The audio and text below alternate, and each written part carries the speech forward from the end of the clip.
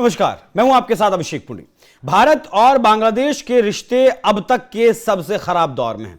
1971 वो साल जब भारत की मदद से बांग्लादेश बनाया गया, पाकिस्तान के दो टुकड़े किए गए। उसके बाद से अब तक इतने रिश्ते भारत के खराब नहीं हुए हैं। लगभग 54-55 साल में जितने रिश्ते फिलहाल खराब हुए हैं मोहम्मद यूनुस के आने से। आज वो रिश्ते खराब क्यों हुए हैं वो भी आपको बताएंगे। विश्लेषण उस बात का भी करेंगे कि कौन से वो 5 बड़े खलनायक हैं जिनकी वजह से ये हुआ है। लेकिन उससे पहले आप ये समझ लीजिए कि जो ये रिश्ते खराब दौर में है, ये रिश्ते क्या खराब दौर में है या फिर ये रिश्ते खत्म हो चुके हैं। क्योंकि बांग्लादेश की जो कमीशन है, बांग्लादेश अब तक भारतीय उच्चायुक्त को 2 बार तलब कर चुका है। जिस बांग्लादेश में हिंसा चल रही है, जिस बांग्लादेश में हिंदुओं को मारा जा रहा है, जिस बांग्लादेश में हिंदुओं की लिंचिंग हो रही है, उनके मंदिर तोड़े जा रहे हैं, जिस बांग्लादेश के कार्यकारी प्रधानमंत्री के सलाहकार का यह कहना है कि हिंदू कहना छोड़ना होगा और यह कहना होगा कि हम बांग्लादेशी हैं, वहां जिस बांग्लादेश में 23% हिंदुओं की जनसंख्या हुआ करती थी, जिस बांग्लादेश में आज वो जनसंख्या घटकर 6% रह गई है, उस बांग्लादेश की इतनी हिम्मत बढ़ गई, इतनी औकात हो गई कि भारतीय उच्चायुक्त को 2 बार तलब किया है और ये कहा है कि जो प्रोजेक्ट्स हमारे चल रहे हैं भारत में या जो कुछ हो रहा है उनकी सुरक्षा को आप सुनिश्चित करिए।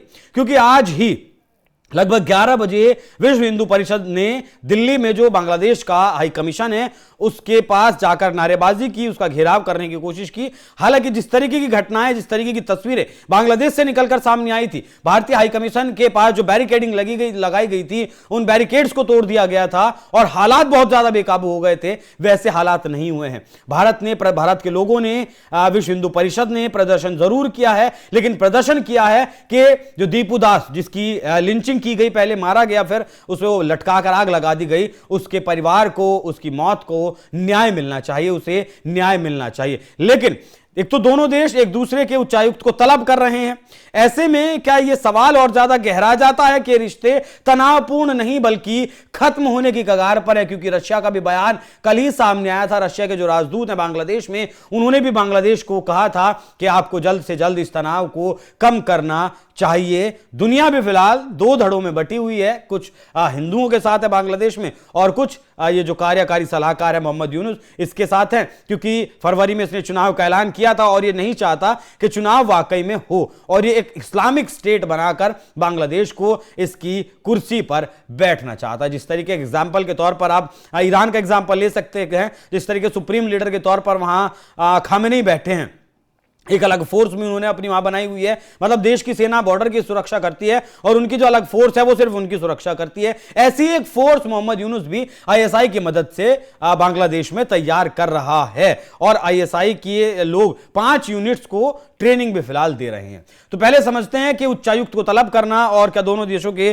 रिश्ते फिलहाल खत्म हो चुके हैं या सिर्फ अभी तनाव की ही बात है। देखिए, जिस तरीके से 2024 के बाद से रिश्ते खराब हुए हैं वो सबने देखा है। लेकिन भारत और बांग्लादेश में हाल तनाव की गंभीरता को आप इस बात से समझ सकते हैं कि यूनुस सरकार ने पिछले 10 दिनों में 2 बार भारतीय राजदूत को तलब किया है। भारत का पूर्व पड़ोसी बांग्लादेश हाल ही में फैली अशांति के बाद तनाव से बहुत ज्यादा गुजर रहा है। इनकलाब मंच का नेता था शरीफ उस्मान हादी, उसकी मौत के बाद भारत के ऊपर सारा आरोप मर दिया गया और कहा कि उसके जो शूटर थे वो भारत भाग गए। हालांकि इसके बाद इनका जो गृह मंत्री है वो भी आकर गिड़गिड़ाया कि नहीं, हमें अब तक नहीं पता है कि किसने मारा है और वो कहां गया है। इनकी सेना की तरफ से बयान आया, उन्होंने भारत का नाम नहीं लिया। इनकी पुलिस का भी बयान आया कि हमें उनकी लोकेशन का ही नहीं पता है, आखिर वो कहां है, भारत का नाम बस इन लोगों ने ऐसे ही दे दिया था। उसके बाद बांग्लादेश ने वीजा सेवाओं को बंद कर दिया। करने के लिए कोई सही वजह नहीं बताई, वीजा सेवा बंद कर दी लेकिन कोई सही वजह नहीं बताई।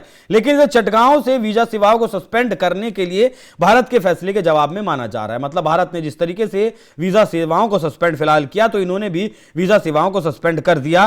भारतीय उच्चायोग ने सुरक्षा चिंताओं का हवाला देते हुए इंडियन वीजा एप्लीकेशन सेंटर को बंद किया था, लेकिन बांग्लादेश कोई भी कारण नहीं दे पाया। भारत ने वीजा सेवाओं को सस्पेंड करने का फैसला तब लिया था जब प्रदर्शनकारियों का एक समूह चटगांव में भारतीय सहायक उच्चायुक्त पर हमला करने की कोशिश कर रहा था।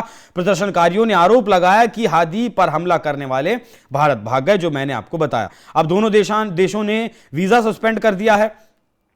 दीपू दास की यहां पर हत्या कर दी गई है। पैगंबर मोहम्मद के कहा कि इसने निंदा की है और शेख हसीना को भी ये लोग मांग रहे हैं। सुधार का फिलहाल कोई संकेत दोनों देशों के बीच नहीं मिल रहा है।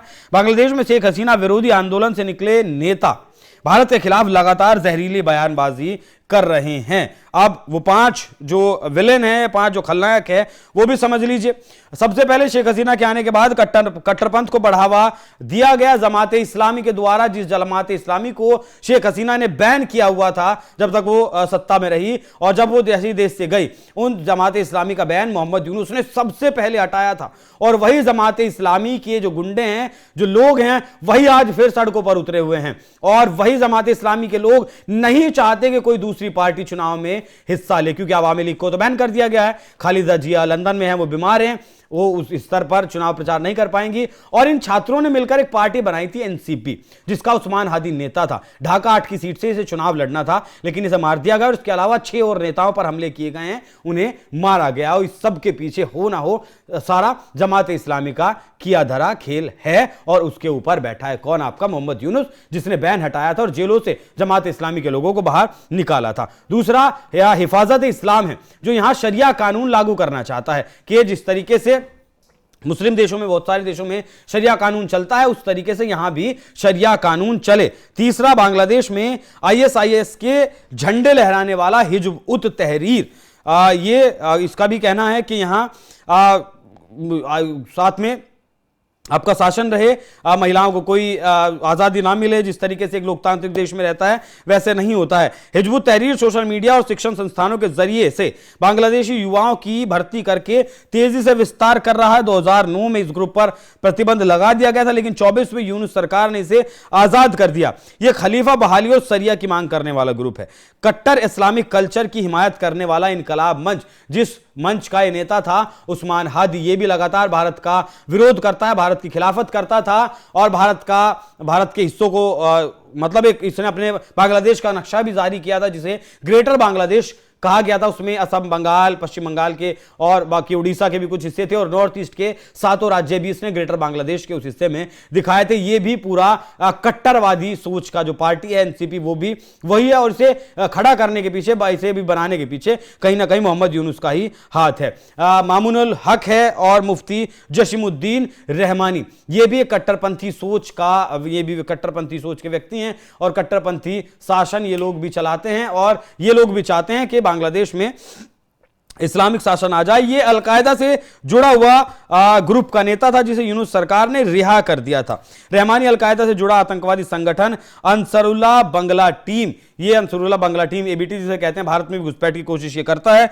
इस आतंकवादी की रिहाई से भारत की मुश्किलें और ज्यादा बड़ी हो गई हैं, और ये लगातार भारत और बांग्लादेश के बीच जो खाई है उसे लगातार गहरी करते जा रहे हैं। भारत के खिलाफ बांग्लादेशों में लगातार जहर घोलते जा रहे हैं। इसीलिए भारत सरकार इस चुनौती को, जो फिलहाल मौजूदा वक्त में तनाव है, उसे 1971 से भी बड़ा तनाव मानकर चल रही है। और शायद यही वजह है कि जो मैंने शुरुआत में कहा कि रिश्ते फिलहाल शायद तनावपूर्ण नहीं है, रिश्ते लगभग खत्म हो चुके हैं और उनका औपचारिक ऐलान होना बाकी है। क्योंकि पाकिस्तान की तरफ से भी एक नेता ने आज बयान दिया, खुलकर बयान दिया कि एक तरफ पाकिस्तान, एक तरफ बांग्लादेश, और ऊपर चीन बैठा ही है। क्यों ना अगर भारत बांग्लादेश में कुछ कार्रवाई करती है तो तीनों मिलकर भारत के ऊपर हमला करेंगे। ये सोच अब वीडियो के जरिए भी बाहर आ गए, जिसकी हम चर्चा करते थे। किस तरीके से भारत की इकोनॉमी को खत्म करने की युद्ध में धकेलकर भारत को कहीं ना कहीं पीछे धकेलने की कोशिश ये देश कर रहे हैं। आज वो खुलकर मानसिकता सामने भी आ गई है। और बांग्लादेश चीन की, पाकिस्तान की प्रॉक्सी के तौर पर